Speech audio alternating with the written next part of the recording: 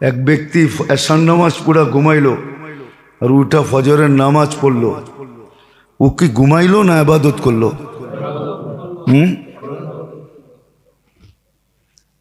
ও তো ঘুমাইলো। আপনি তো উল্টা বলতেছেন। দুনিয়া দেখলো ঘুমাইলো, ঘরালারা দেখলো ঘুমাইলো। ও নিজেও তো কয় এসব পুরা ঘুমাইছি, একবারে ফজরের সময় উঠছি। আসলে কি ঘুমাইছে? কি করছে? মনে হয় বুঝাইতে পারি না। এটাই তো বুদ্ধিমান। ঘুমায়া শরীরটারও চাঙ্গা করলো,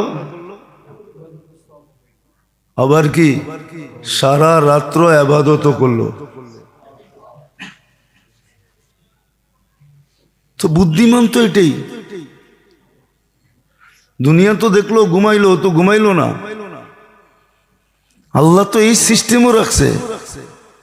সিস্টেমটা দেখেন না আপনি।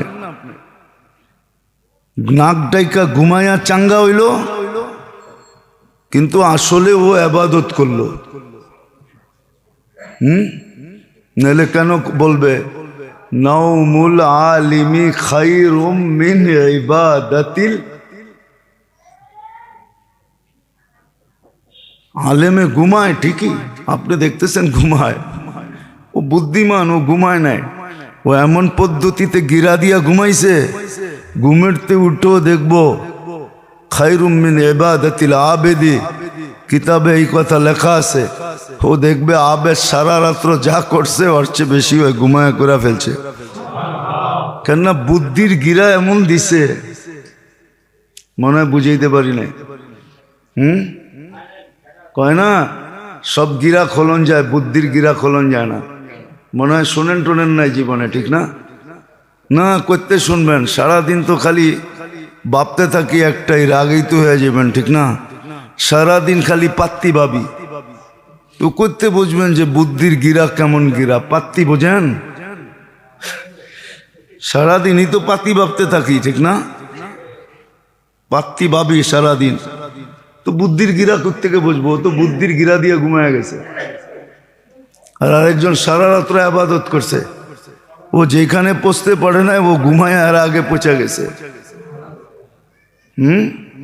শুধু শুধু তো বলে নাই ফকিহুন ওয়াহিদুন আশাদ্দু আলা শায়তানি মিন আলফি আবেদ।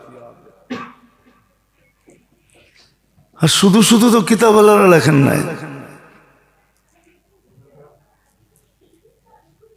একদম সোহবতে বা আউলিয়া বেহতের সদ সালা তাত বেরিয়া। রিয়াহীন শত বৎসর ইবাদতের চেয়ে আল্লাহওয়ালাদের সোহবতে একটু সময় বসা আরো উত্তম। তো 100 বৎসর বলছে, 1 লক্ষ বৎসর বললেও ভুল হবে না। তো আসেন বুদ্ধিমানের পরিচয় দিই যে আমি বুদ্ধিমান। সময়টাকে মূল্যায়ন করি, মূল্য দিই, এটার জন্য শিখি। কোনো কঠিন না, শুধু অভ্যাস করতে হয়, আর কিচ্ছু না। অভ্যাস করতে হয়, অভ্যাস করলে হয়ে যায়। অভ্যাস অল্প কয়েকদিন করতে হয়, বেশি দিন করতে হয় না। ওই সৌদি আরবে গেলে দেখবেন হজের সময় যারা যায় না, ওরা দেখবেন আপনার লোকে 2 মিনিট কথা কইব, এটার ভিতরে 200 আল্লাহ কইব। ওয়াল্লাহি ওয়াল্লাহি কয় না? হ্যাঁ গেছেন হজে? ওয়াল্লাহি ওয়াল্লাহি, আসলে আল্লাহি কসম খায় না, ও আল্লাহর জিকির করে, ওর অভ্যাস হয়ে গেছে। আগে পিছে আল্লাহ না কইলে ভাল লাগে না। বললে তো আবার রাগ হয়ে যাবে মানিকগঞ্জের কেউ থাকলে। মানিকগঞ্জের কথার আগেও বড় আছে, পরেও বড় আছে। খাইছেন বড়, লইছেন বড়, যাইবেন বড়, ঠিক না? কি রাগ হয়ে গেলেন? ওটা ওর অভ্যাস হয়ে গেছে, বাসার অন্তর্ভুক্ত হয়ে গেছে বড়। আর বোলার থাকলে কইব যে, কি যাইবেন যে, খাইছেন যে, তো এটা অভ্যাস হয়ে গেছে। তো এরকম যদি শিখি আর অভ্যাস হয় তখনও আপনি সর্ব জায়গায় আল্লাহ আল্লাহ বলবেন। কি আর আল্লাহ বলল বলা মানি 40 নাকি আল্লাহ 40 নাকি কমসে কম। বড়টা বললাম না, ছোটটা বললাম। আল্লাহ বললে হ্যাঁ, যদি 100 বার আল্লাহ হয় ডেলি কত? 4000 নাকি, ঠিক না? কি 50টা গুনার নাম বলতে পারবেন? 400 গুনাহ করবেন তো দূরের কথা। একজনও তো গুনার উপরে পিএইচডি এলাহানে নাই যে 50টা গুনার নাম বলতে পারবে। তাইলে ওরে গুনার উপরে পিএইচডি সার্টিফিকেট দিয়ে দেবো।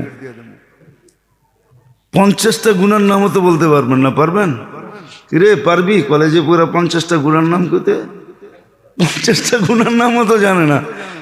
400 গুনাহ করবে কোত্থেকা?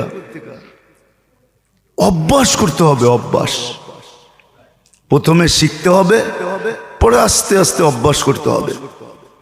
যখন অভ্যাস হয়ে যাবে, আমরা বলি না মানুষ অভ্যাসের দাস না অভ্যাস মানুষের দাস। হ্যাঁ, মানুষ এটা আগে বলতো, এখন উল্টায় বলে। আগে যেরকম নেগেটিভ খারাপ ছিল, করোনা এসে নেগেটিভ রে ভালো বানিয়ে দিছে। পজিটিভ এখন খারাপ। আগে পজিটিভ ভালো ছিল, নেগেটিভ এখন কি উল্টায় গেছে না? করোনা আইসা হ্যাঁ আমগো জিন্দিগি উল্টায় গেছে। কিন্তু এখন পাও কিন্তু জমিনে নাই, আমগো মাথা জমিনে, পাও উপরের দিকে। করোনা আইসা উল্টায় দিছে, ঠিক না? আসলে সত্য এটাই, অভ্যাস মানুষের দাস। যখন অভ্যাস করবে তো অভ্যাস দাস হয়ে যাবে। কোথায় কোথায় আল্লাহ বলবে, আল্লাহ ভাববে, আল্লাহ চিন্তা করবে, দিল দেমাগ সব আল্লাহ দিয়ে ভরা যাবে। এই জন্য নিজেকে বুদ্ধিমানের পরিচয় দিই। আজকে বুদ্ধিমানের বড় দাম, কালকের বুদ্ধিমানের কোনো দাম নাই। কালকে তো সবাই বুদ্ধিমান হবে। একবার বুদ্ধির পরিচয় দিয়ে আসছি আমরা, আলাস্তু বিরাব্বিকুম ক্বালু বালা। বুদ্ধির পরিচয় দিয়ে আসছি, ঠিক না? যদি ওইটাই হইতো তাহলে আর এখন কিছু করতে হইতো না। আল্লাহ বলতো বলেই তো গেছে বালা, হ্যাঁ আর দরকারটা কি? এরকম একদিন মরার পরেও বলবে বালা, আপনি রব, আপনি সবকিছু, কিন্তু কোনো কাজে দিবে না।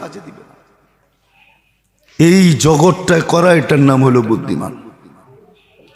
এই জন্য শিখেন, আল্লাহ ওয়ালাদের থেকে শিখেন, আলেম ওলামাদের থেকে শিখেন।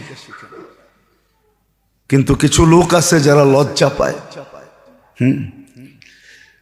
অথচ আল্লাহ কোরআনে শিখাইয়া দিয়েছেন, ইন্নাল্লাহা লা ইস্তাহি আনিল হক।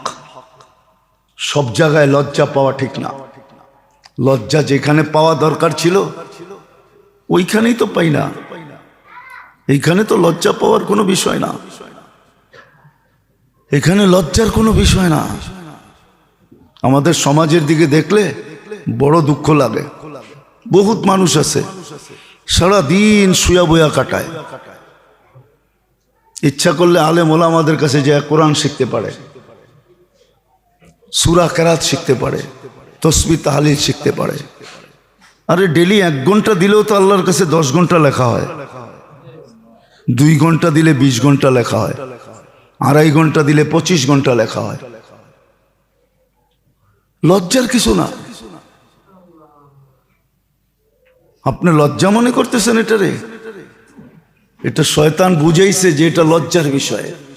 হায় হায় যাই না ফেলবে, আমি বুড়া হয়ে গেছি, আমার এটা ঠিক না, ওইটা ঠিক না, দোষ ধরা পড়া যাবে।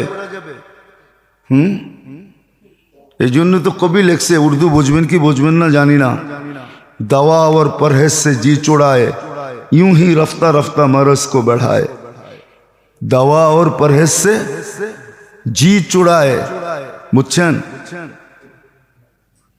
এক ব্যক্তি আছে ওষুধও খায় না, পরহেজও করে না, চুপে চুপে সব করে, ঠিক না?